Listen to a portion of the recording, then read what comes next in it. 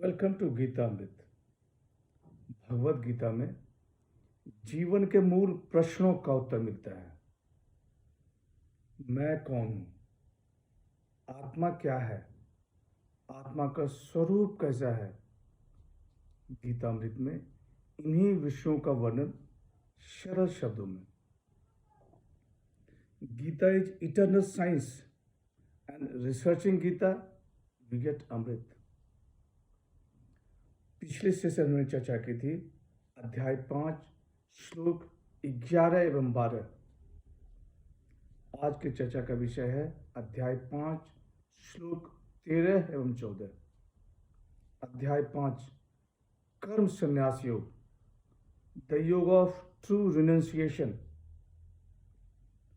श्लोक 13। सर्व कर्माणि मनसा संन्यस्यास्ते सुखम वशी, नव द्वारे पूरे देही नैव कुर्वन् कारयन्। सब कर्मों का मन से संन्यास करके संयमी पुरुष नवद्वार वाली शरीर रूपी नगरी में सुख से रहता हुआ न कर्म करता है न करवाता है। Mentally renouncing all actions and self-control the embodied, one rests happily in the nine-gated city, neither acting nor causing others to act.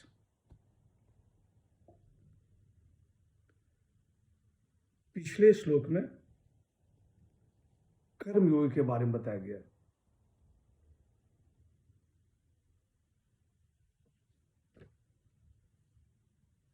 कर्मयोगी कर्म फल का त्याग करके परम शांति को प्राप्त होता है। शांति मापनोति नैष्टिकीम, एक शब्द बहुत ही अच्छा शब्द आया है। इस शब्द को मैं ठीक से समझ नहीं पाया। मैं यहाँ डॉक्टर सर्वपल्ली राधाकृष्णन जिन्होंने इसके बारे में बताया है उनको मैं कोट करना चाहता हूँ। Shantim, when the peace of God descends on us, divine knowledge floods our being with a light which illumines and transforms, making clear all that was before dark and obscure.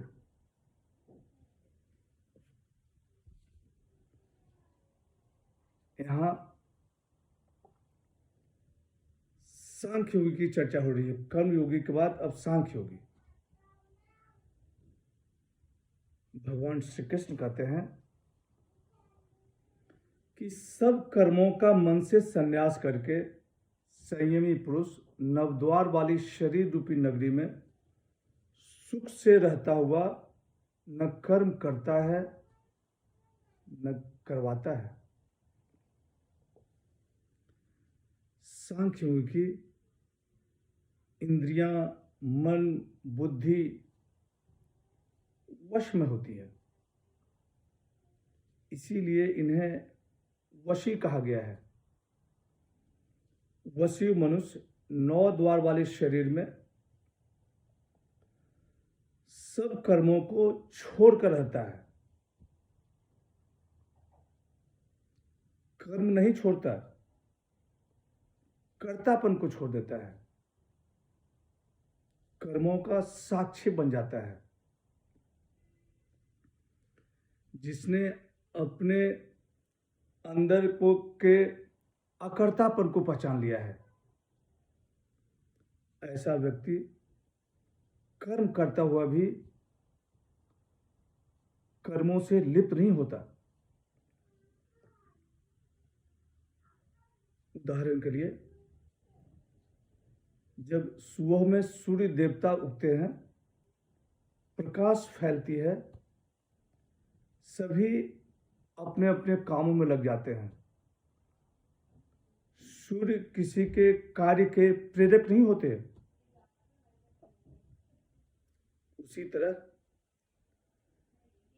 चेतन तत्व से प्रकृति को शक्ति मिलती है, लेकिन वह किसी कार्य का प्रेरक नहीं होता। श्लोक 14।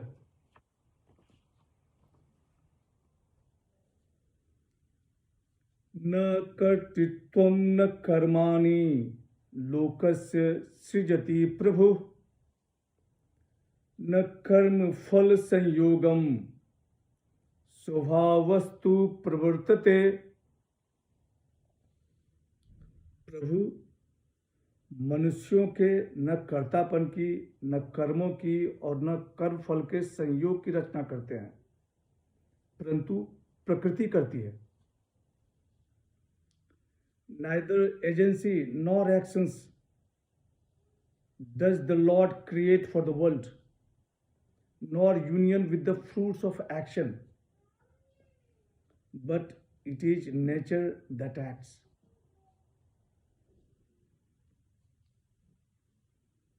यहाँ